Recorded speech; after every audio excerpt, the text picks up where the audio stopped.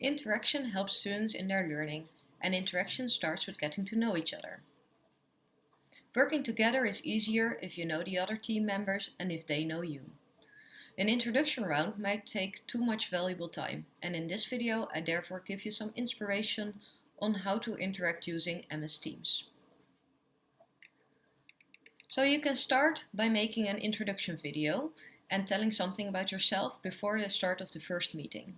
You can ask students to do the same thing and giving them some questions to answer, for instance their name, their educational background, the reason for joining the course and their expectations, for instance.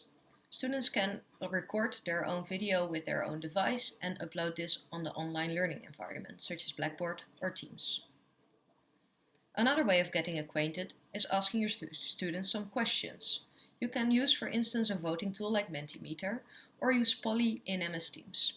If you have downloaded Polly, just type @Polly in the chat bar and then you can start building your multiple choice questions or your open questions and can let students answer these anonymously or not.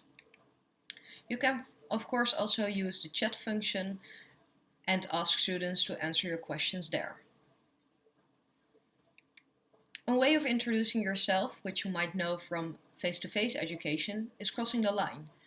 Normally you would ask students to go to one side of the room if they agree with the statement or to another side of the room if they disagree with the statement.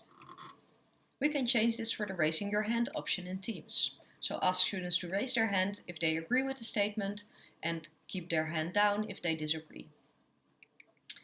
You can see who raised their hands by clicking on a participant list. Please note that if you have raised your hand, this will be turned down automatically. You have to do this yourself or as a teacher.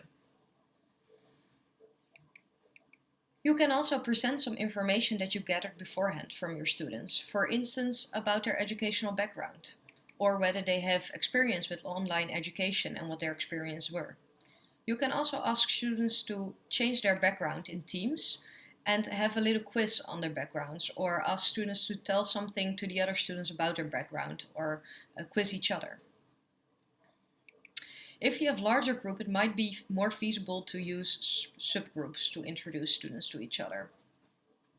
You can, for instance, create some speed dates in which students ask questions that you provided to them in smaller subgroups. You can also give them a challenge or an assignment, for instance making a square or triangle with only their arms or pen and paper, and report back in the general meeting. The most important thing to remember is that you have to take time to get to know each other, especially if you have more collaboration on later in your course. So take some time to think how to introduce your students to each other and to you as a teacher. Thank you for watching the video.